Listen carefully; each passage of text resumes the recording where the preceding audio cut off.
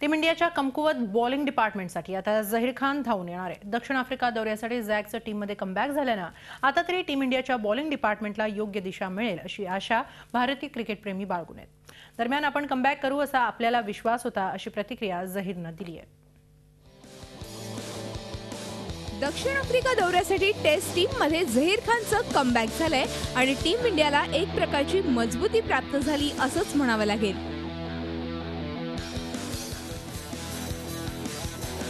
गेल्या काही दिवसांपासून टीम इंडियाकडे मॅच विनर असा बॉलरच नसल्यानं बॉलिंग डिपार्टमेंट ही टीम इंडियाची कमकुवत बाब ठरली होती। सध्या काही युवा फास्ट बॉलर्स आपल्यातील गुणवत्तेचं प्रदर्शन जरी करत असले तरी आता मुकाबला दक्षिण आफ्रिकेतील आव्हानात्मक अशा बाउन्सी पिचवर आहे। त्यामुळेच अनुभवी आणि तेज तर्रार झहीर खान शिवाय सिलेक्शन कमिटी समोर दुसरा पर्यायच नव्हता। म्हणूनच नुकत्याच दुखापतींमधून सावरलेल्या झॅकला टेस्ट सिरीजसाठी टीममध्ये संधी देण्यात आली। I was expecting that, like last year when I sat down and I was thinking about exactly how to go about. Firstly, if I want to make my comeback or no, that was the biggest question for me.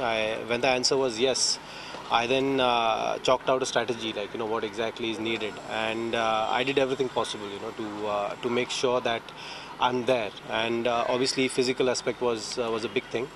And I had to tackle that, and then I in consultation with a lot of trainers and physios, I chalked out a plan, and yeah, so far it worked. तब्बल एका वर्षानंतर झहीरनं टीममध्ये comeback केलंय। एक वर्ष team बाहेर राहिल्यामुळे कोणत्याही क्रिकेटपटू समोर मानसिक स्थैर्य टिकवणं खरं तर तेवढंच आव्हानात्मक असतं। जी मेंटली तो कुछ इशू था नहीं, वैसे फिजिकली था थोड़ा, और it was important that I keep believing in myself, keep believing in my abilities, and just keep on putting the work, and that's what I've always been doing so far in my career. So this time it was no different.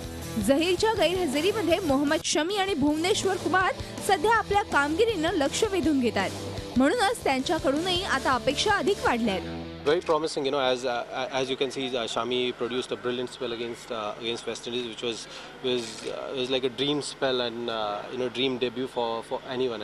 Considering subcontinent, it's so hard to get wickets, and he bowled well not only with the new ball but old ball as well. So it was great to watch him get that 9 for in that game.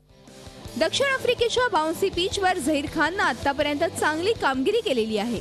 त्यामुळेच आता पुन्हा एकदा झहीर दमदार comeback करून team इंडियाच्या bowling डिपार्टमेंटला एक धार निर्माण करेल अशीच आशा त्याचे चाहते बाळगून आहेत। झी 24 तास एक पाऊल पुढे।